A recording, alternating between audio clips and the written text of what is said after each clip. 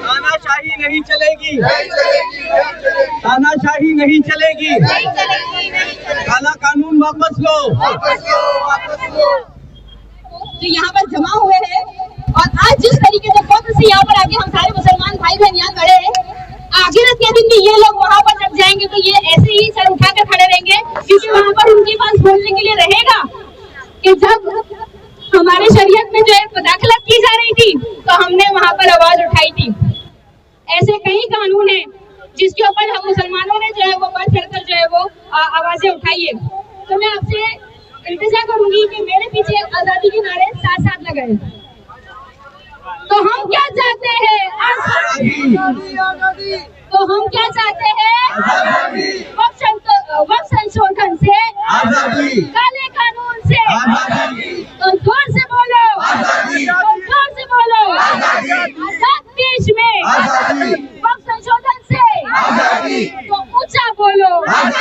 तो तुम भी बोलो, तो तुम भी बोलो। अरे उधर से बोलो, अरे उधर से बोलो।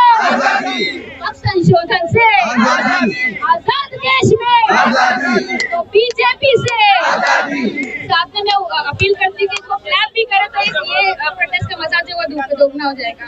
तो बीजेपी से, आरएसएस से, तो मोदी जी से, तो अमित शाह से, तो वक्त संशोधन से। अरे हमें क्या चाहिए? हमें क्या चाहिए? हमें कैसी आजादी चाहिए? आज मुस्लिम लीग की जानिब से जो है वो दारुल फलाह मस्जिद के पास जो है एक एहतजाज लगाया गया था वक्त संशोधन कानून के खिलाफ।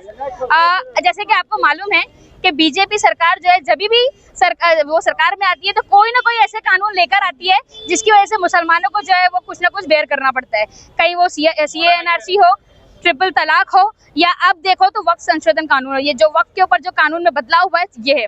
तो ऐसे बार बार चलता नहीं रहेगा। उनको भी पता चलना चाहिए कि आप अगर मेजॉरिटी से अपना बिल पास करवा सकते हो तो हम भी अपनी मेजॉरिटी दिखा सकते हैं। हम मेजॉरिटी में दिखाएंगे। और मैं सबका यहाँ पर मुमरा के लोग, जो भी लोग यहाँ पर जमा हुए, जो ऑनलाइन देख रहे, जो लाइव देख रहे, मैं सबका शुक्रिया अदा करूंगी कि आप लोग वो लोग हो जो मुमरा से पहली बार आवाज उठाए हो।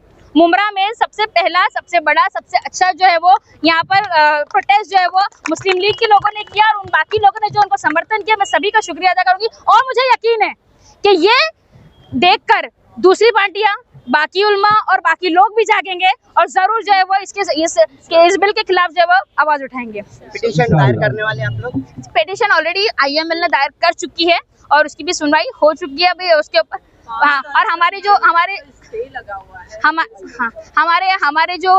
IML की जो पिटीशन है वो कपिल सिब्बल जी जो है वो रिप्रेजेंट कर रहे हैं अल्हम्दुलिल्लाह। और हमें पूरा यकीन है और वो एक अच्छी सोच वाले इंसान है और वो बेहतर तरीके से मुसलमानों को और सेकुलरिज्म को जो है वहाँ पर रिप्रेजेंट करेंगे। जहाँ तक आज ही फैसला आया हुआ है कि 5 मई तक के उसके लिए स्टे लगा हुआ है। देखिए स्टे क्या होता है मैं सबसे पहले बता दूं। स्टे मतलब आपको टेम्पररी रिलीफ मिल रहा है, ये ऑर्डर नहीं आया है। अच्छा, आपने देखा होगा कि राम मंदिर और बाकी जो में भी इनिशियली जो है वो ऐसे जो है वो आए हैं, मतलब स्टे का ऑर्डर आ गया, ये ऐसा आया है। लेकिन वो टेम्परेरी आखिर में क्या हुआ अयोध्या और राम मंदिर के केस में आप सभी लोग बेहतर तरीके से जानते हैं। तो इसीलिए मैं आप लोगों से बोलती हूँ कि अगर ये इनिशियल लेवल पे जो स्टे लगाकर जो बोल रहे, आप लोगों को खुश करना चाह रहे, तो इसके ऊपर बिल्कुल भी ध्यान न दे। आपको अपना प्रोटेस्ट जारी रखना पड़ेगा जब तक ऑर्डर नहीं आता। कोर्ट का ऑर्डर आना जरूरी है। तो टेम्परेरी स्टे से कोई फायदा नहीं है। टेम्परेरी स्टे सिर्फ कोई बड़ा नुकसान ना हो इस वजह से टेम्परेरी जो है वो स्टे लगाया जाता है, इसलिए स्टे होता है। थैंक यू जी। मेरा नाम हरविंदर सिंह खालसा है और सरकार ने ये जो वक्फ बिल पे जो बिल लाया है, हमारा संबंध सिर्फ इसी के बारे में ही प्रोटेस्ट के लिए नहीं है, बल्कि उन सारे काले कानूनों के खिलाफ है जो सरकार धीरे धीरे करके ला रही है और पब्लिक का डोमेन टेस्ट कर रही है कि पब्लिक कितना प्रोटेस्ट कर सकती है, कितना पब्लिक इसका जवाब दे सकती है। ये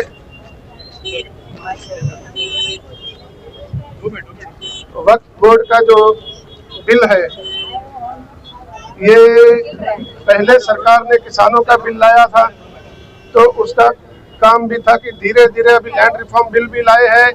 और वक्फ बिल का मतलब है सिर्फ आपकी जमीन जो आपके पुरखों के द्वारा आपको दी गई थी, आपके बाल बच्चों के लिए, पढ़ाई के लिए, अस्पतालों के लिए, आपके रहने के लिए, वो सरकार इस जमीन को बिल के थ्रू से उद्योगपतियों को देना चाहती है।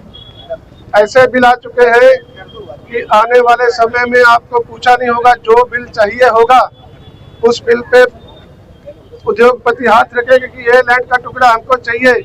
अगर वहाँ पे कोई रह भी रहा है तो वो खाली करवा के उसको दे दिया। तो कानून तो बनते हैं, लेकिन कानून को लागू करने वाले आदमी होने चाहिए।